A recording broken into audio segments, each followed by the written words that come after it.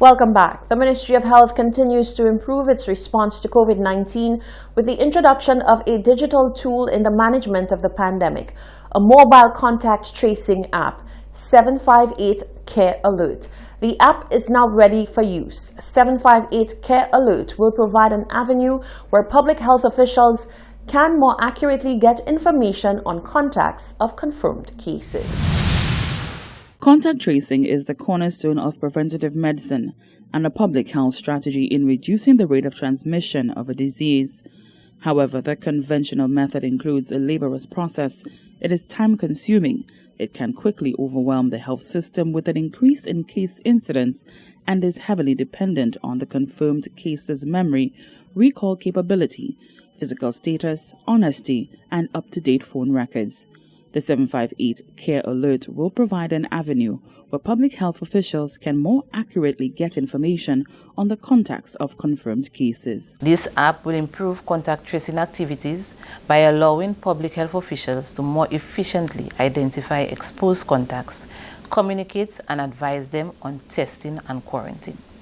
For this app to produce the desired results, it is necessary that all St. Lucians download the app to allow for effective contact tracing should one be confirmed with COVID-19. The app has two components, the mobile component and a web-based tool. Once the mobile component is downloaded on the user's phone and the GPS is turned on by the user, all the locations which the user has visited in the past 14 days will be recorded on the user's phone.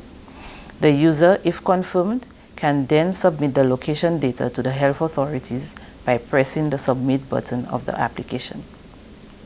The app reduces the risk of privacy violations as there is time-limited storage of data on the user's own device and requires the user's consent to share the data. The location data is submitted to the web-based component held by the health authorities or contact tracers.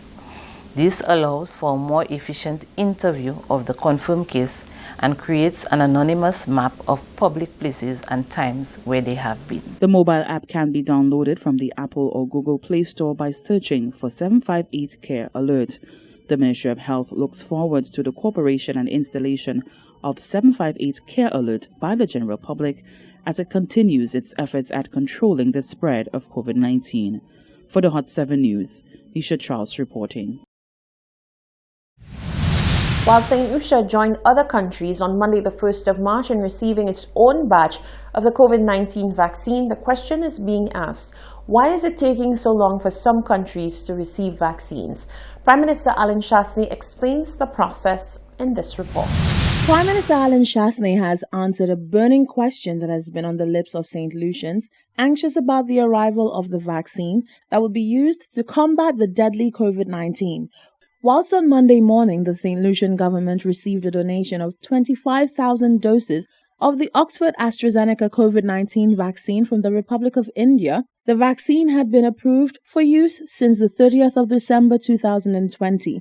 Since then, a number of islands have received the vaccine, including Barbados and Dominica, who both extended a helping hand to St. Lucia by donating a portion of their supplies to the island. At the arrival ceremony, the PM explained what took the donation as long as it did. This vaccination program has been a difficult one for the average person to be able to understand. And they want to know why is it that vaccines have not arrived on country or in country earlier. We, as a region, have chosen PAHO to be our advisors. And so it requires WHO and PAHO certification before we can use a particular vaccine. And so only 3 weeks ago, AstraZeneca was approved. So this is a very current situation. In the case of India, India only manufactures AstraZeneca, but it's not licensed by the government of India.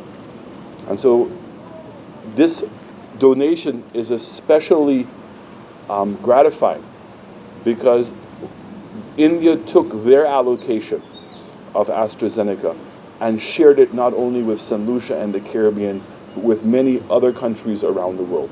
Prime Minister Chastanet said India understands the concept of neighborhood diplomacy and felt the need to share their medical wealth. It's no point India achieving all of this greatness by itself, and the rest of the world is left wanting.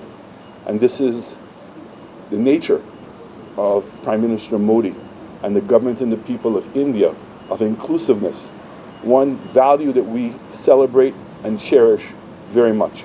Prime Minister Shasney revealed that St. Lucia has made arrangements to receive a batch of a new WHO-approved vaccine, as well as to be able to purchase the remaining number of vaccines needed to complete the system. Reporting for Hot 7 News, I am Rochelle Gonzalez. It was yet another busy weekend for the St. Lucia Fire Service. Fire Service spokesperson Stacey Joseph says emergency personnel responded to the Miko homicide and left the scene in the care of the Royal St. Lucia Police Force. Meanwhile, an elderly woman has been hospitalized after the vehicle she was driving overturned on the Pigeon Island Causeway on Sunday. Officers of the Grocery Fire Station responded to the incident at approximately 10:20 a.m. Emergency personnel found a vehicle overturned on the rocks near the sea and an 80-plus female lying on her back near the rocks. She was reportedly removed from her vehicle by nearby civilians. The patient sustained a laceration to her head. She was immobilized and transferred to the ambulance where her wound was treated and bandaged. She was subsequently transported to the OKEU hospital in a stable condition. The driver of the other vehicle found on the scene refused medical attention and signed the release form. The scene was left in the care of the police. The Vieux Fort Fire Service responded to the scene of a shooting in Vieux Fort on Sunday. Emergency personnel at the Vieux Fort Fire Station responded to a call of a shooting incident at Pierrot Vieux Fort. On scene, the responders found a 40-plus-year-old male complaining of pain to his legs. Penetrating wounds were found and bandaged. The patient was transported in a stable condition to the St. Jude Hospital for further medical care.